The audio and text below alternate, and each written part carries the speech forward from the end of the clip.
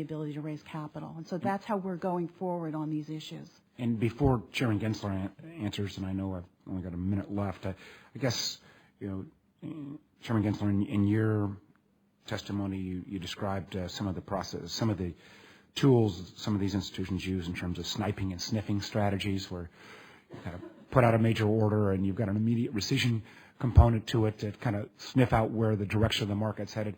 I mean, if you're the small retail broker or small-time trader, or if you're a company that's seeing your stock potentially manipulated, how do we get to that level of confidence when it seems like certain institutions are using not greater investigatory knowledge, but really just technology in a sense to game the market?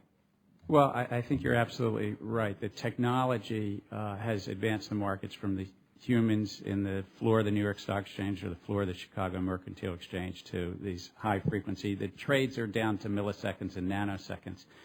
There are risk management standards in place in the futures markets, but I do think that we have to review them and see whether and where we can do better in this regard.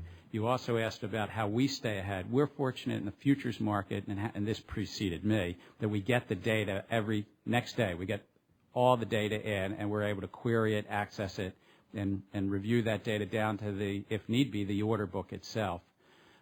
But in terms of, you mentioned sniping and sniffing, it's how a computer puts in a very small order, maybe one future contract, and sees whether it is addressed or hit and lifted, and then it will put it into more and so forth.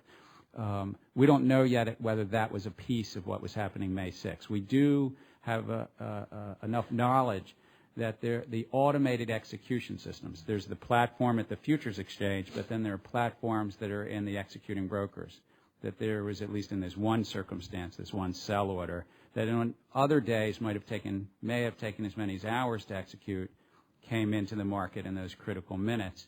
And we're going to continue to look at that and see whether there's appropriate new rules with regard to this very real reality. We can't stop technology, but I think that we have to update our regulations to stay abreast of this. Senator, could I just add that we can't unplug the machines, but what we can do and are doing with things like circuit breakers is giving the opportunity for the human intervention to come back into the market that can apply rational thinking and thought, pause the market and reopen it in an orderly and effective way that serves all investors' interests. So we've got to get that balance right between when the technology, which provides benefits, is allowed to run, and when it's not allowed to run because it's run amok, and we can put the human factor back into it. My time